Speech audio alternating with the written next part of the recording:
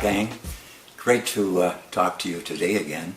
And I want to follow up on that story of Joan Purcell because there's quite a story there. What happened when we started and built that center of Good Hope in Grenada, word got over to St. Vincent and over to Barbados and over to St. Lucia. We had invitations to go to all three of those islands and build centers of training. And we were able to follow through. And when we were coming back, it's an interesting situation. We were coming back, my wife and I, from Barbados when Hurricane Ivan was coming. And we immediately went to the airport because it was coming right to Barbados. And we remember going to the airport, we saw the people going to the gas stations, you know, and loading up and going to the supermarket and everything else. And we got on, the last ones on board, so we're so delightful, at least grateful God for that. And finally arrived here, and then when we woke up the next morning, we found out they had made a last-minute detour, and went right angles, right into Grenada, full bore. And we got the call from Grenada saying, listen, it's unbelievable, all the schools are down, and the homes are devastated, and so on and so forth. Will you come back to take a look at things and see what could be done? And so I was on the plane about 3 days later, and landed in St. George's and saw the devastation. I couldn't believe it. I just couldn't believe it. It's such a beautiful island. And it's just all almost, how can I describe it, gray, and all the beauty and all the green was not there.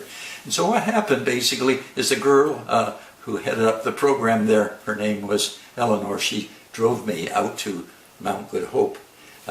You know, where we had built the center, because that was the only thing that was still standing, because we put it against the mountain. And she said, it's curfew time and there's no place for you other than to stay here at Good Hope. So I kind of hid myself, locked myself into go at least into the center there. I woke up the next morning, which is a Saturday, and what happened was Eleanor came and said, you know, I don't know what to do. And I said, well, the Prime Minister, I said, on Saturday, where would he be? Well, she said, his home's been destroyed. And then she had a second thought. She said, I know he has a smaller home over at Happy Hollow. And I said, why don't we go over there? And so we went over there, and all of a sudden the policemen were outside, and we had the right spot. We knew that. Fortunately, the wife of the Prime Minister looked up and she recognized Eleanor, and she said, Eleanor, what are you doing here? And we said, well, we were looking for the Prime Minister. And so we got ushered in to see, and he was shaking like a leaf. He couldn't believe what had happened. And his name was Keith. A man called Keith, I said, because he actually is still the Prime Minister. That doesn't happen very often. That was 15 years ago with that. So anyway, he said, Bob, you have teams that come and build centers. Will you come and help us to rebuild our schools? And I thought, what an overwhelming invitation. We're just a small organization. I said, count on us. We'll be here. We'll be there. And so that was what happened. And we actually were touring a little bit to see all the devastation. And then all of a sudden, guess what? We saw Jimmy Carter there, who was there. Of course, he was Habitat Humanity, an incredible organization down on the main street. Then when we went to the airport, there was Colin Powell, USA. And amazing that these are huge operations. We just have a small little group. But our example sort of led the way.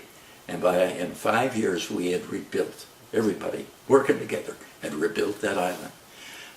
My answer and my suggestion to you, the lesson I learned, is when someone asks for help, don't say no.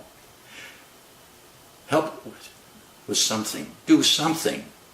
And you'll find that your example will set the pace, and others will join you in your cause. So remember that. When someone asks for help, don't do nothing.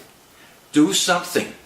And your example will cause others to join your cause and bring the miracle.